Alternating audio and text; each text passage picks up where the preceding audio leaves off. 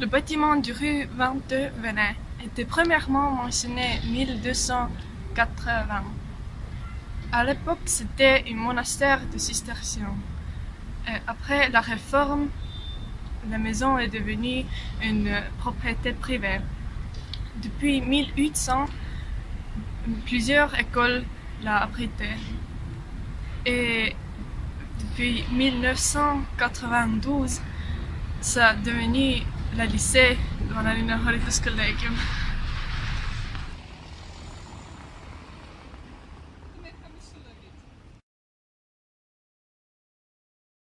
La pharmacie du magistrat, c'est un des plus anciens d'Europe qui fonctionne dans le même local depuis sa fondation.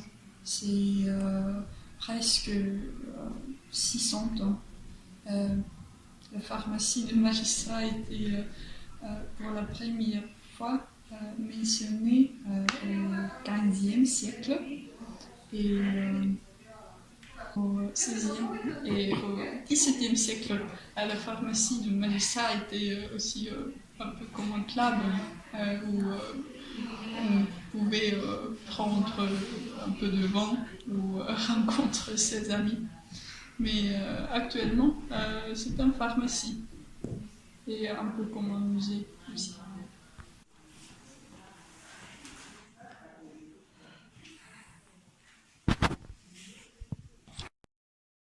Était mentionné pour la première fois en 1316. En 17e siècle, un clocher baroque était l'église. Dans l'église, il y a aussi un hôtel célèbre fait par le maître Bernoque en 1483. Le village est dominé par Tobia.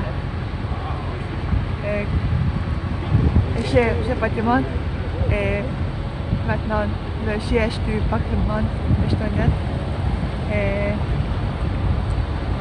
C'est le château et la forteresse de Tobia.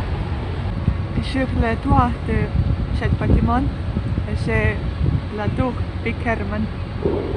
Elle était construite au XIVe siècle et déjà au XVIe siècle, elle était 50 mètres de haut et chaque matin le drapeau estonien est hissé dans la tour. Au Moyen-Âge, le palais de la noblesse de Tobia appartient aux chevaliers et au dôme. Et au plus bas, ils étaient en bois. Donc, quand il y avait les incendies, les maisons ont endommagé. C'est pas bien. La noblesse qui vivait dans le palais, en été, ils vivaient à la campagne, dans ces manoirs où il y avait beaucoup de fêtes. Mais en hiver, la noblesse retournait à Tallinn, à Tobia, dans ces palais. Et maintenant, dans les palais de noblesse, il y a beaucoup d'ambassades et les instituts d'État. Et comme on peut voir, les palais de la noblesse sont en style classique, donc ils sont très rectangulaires et symétriques. Les demeures des marchands étaient simples. Seulement les marchands riches pouvaient décorer les façades de leur maison. Le portail était toujours en arc brisé et en style gothique. Et les escaliers extérieurs devant la porte étaient décorés par 2 stèles en pierre qui avaient les armoiries de la famille des propriétaires.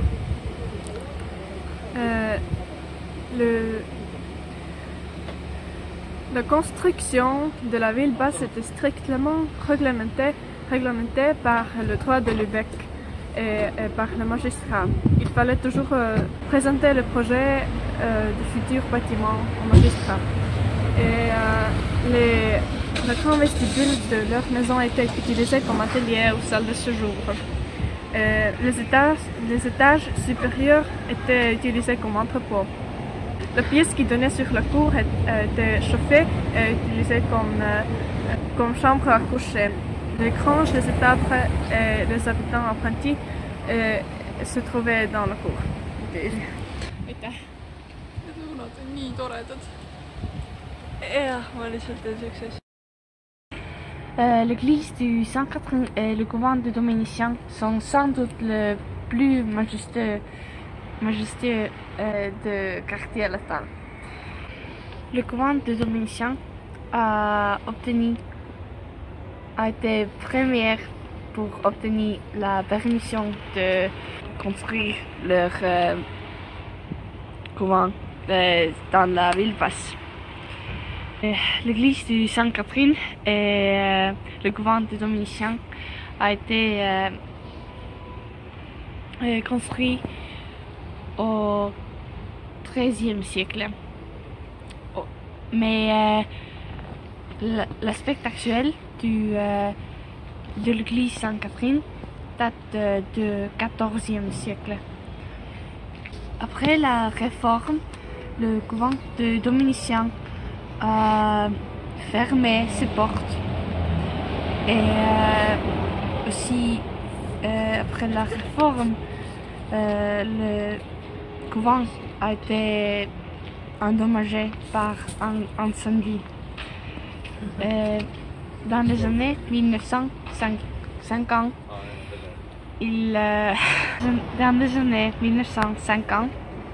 il a été restauré pour créer un musée. Le quartier latin dans beaucoup de villes du monde. Aussi au Tallinn,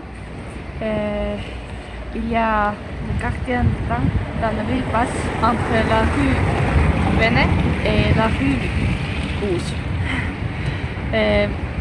Le quartier latin doit son nom de l'association de quartier latin. Se comprend de plusieurs organisations comme l'école de Vanalinhariduskollegium, Miikali ühendus, aussi le studio Teatrum et l'organisation Tartinasa Mikligild. Les organisations ont pour but de créer des milieux spirituels. Yes, and the situation is that we want to make Estonia better, and we think that we should go to church, to Orthodox church, because now is the season, Christmas, and what better than a white Christmas? See, very soon these girls will turn into white because there's no snow here. Of course, I hope they'll get naked because they will be really white. Ciao, ciao. Les organisations ont pour but de créer un milieu spirituel en base d'héritage culturel européen.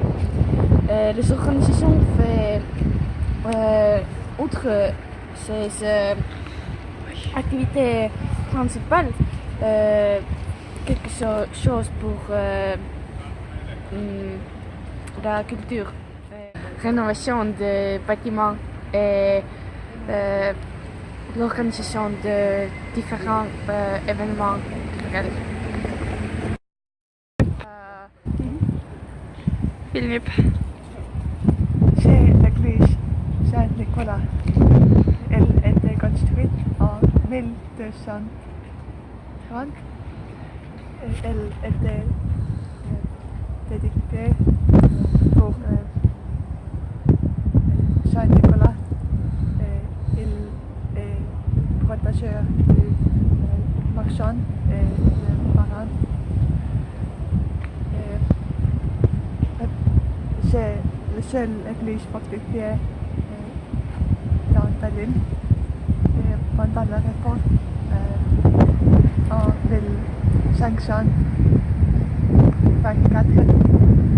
L'église, c'est le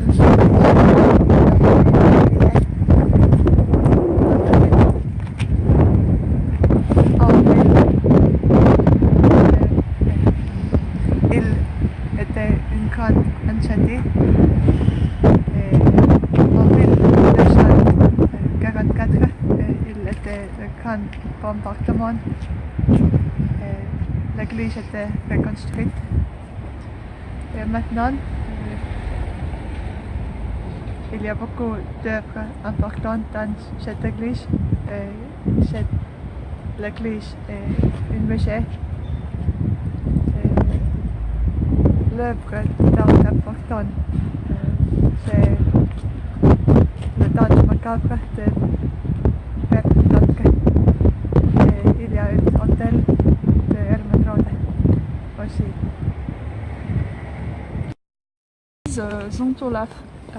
L'église Saint-Olaf tient son nom d'un roi norvège qui s'appelait Olaf II. Et l'église a été mentionnée premièrement déjà au XIIIe siècle, précisément en 1267. Et les travaux d'enlargissement ont commencé au XIVe siècle. Et peut-être que cette église médiévale était le plus haut du monde parce qu'il y avait un nef central de 31 mètres et le clocher avait 159 mètres de haut. C'était assez haut. Mais car il y avait deux incendies au XVIIe et XIXe siècle, le clocher était endommagé. Et maintenant, il a 123 mètres de haut. Et aujourd'hui, l'église Saint-Olaf est une église luthérienne. Au IIIe siècle, il y avait une église en bois en cette place de le dôme. Mais la construction du dôme a été commencée au XIVe siècle et a été finie au XVIe siècle. Et le dôme a été dédié à la Vierge Marie, le clocher.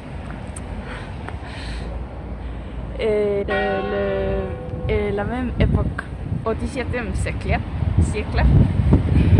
il y avait une grande incendie tombée.